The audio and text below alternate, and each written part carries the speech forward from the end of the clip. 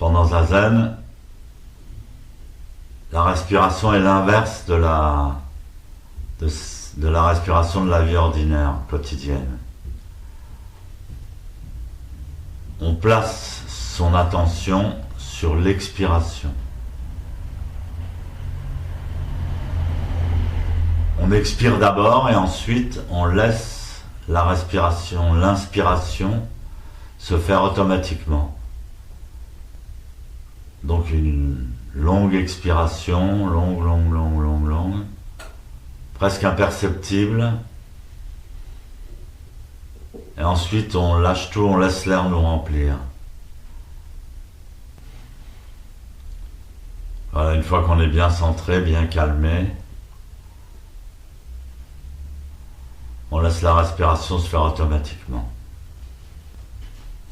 Quand on sent qu'on se déconcentre ou tout ça, bien on peut faire une longue expiration, chasser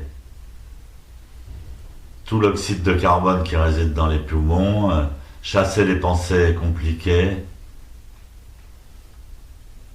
Vous expirez complètement et vous laissez l'air vous remplir.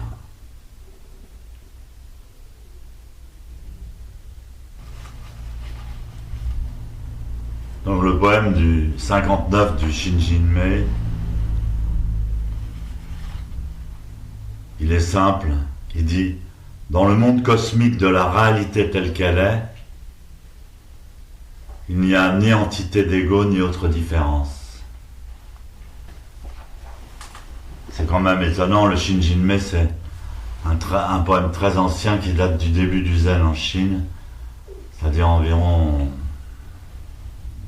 14 siècles. Il ne connaissait pas à l'époque la physique quantique, ni la physique tout court. Et pourtant, ils avaient l'intuition, à partir de leur, sans doute de leur pratique de Zazen, l'intuition de la science telle qu'on l'explique maintenant, dans les années 2000-2020. C'est-à-dire qu'on appartient à quelque chose de plus grand que nous. On appartient, on participe aussi de quelque chose de plus grand que nous. Donc le Zazen, c'est avant toute chose d'abandonner son ego, abandonner la notion de séparation.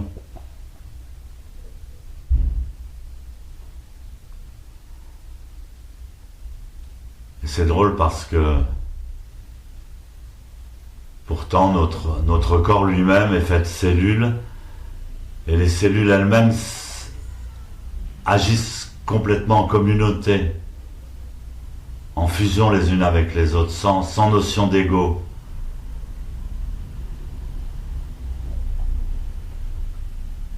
Donc, puisqu'on est fait de cellules, c'est quelque chose d'inné chez nous,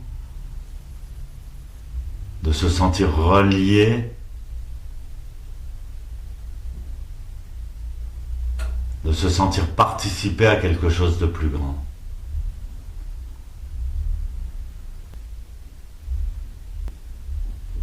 D'éternel et de conscient.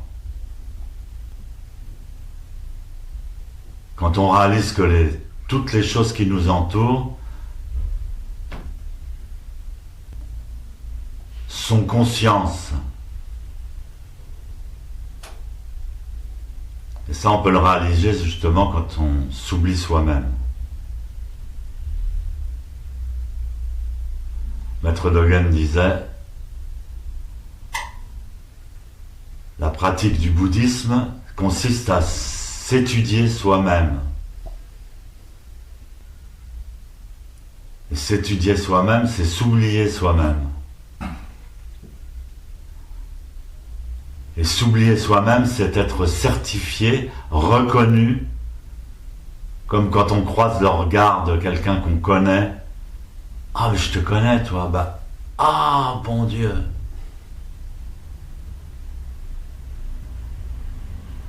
Donc on est reconnu, certifié par toutes les existences du cosmos, il dit. C'est très beau cette phrase.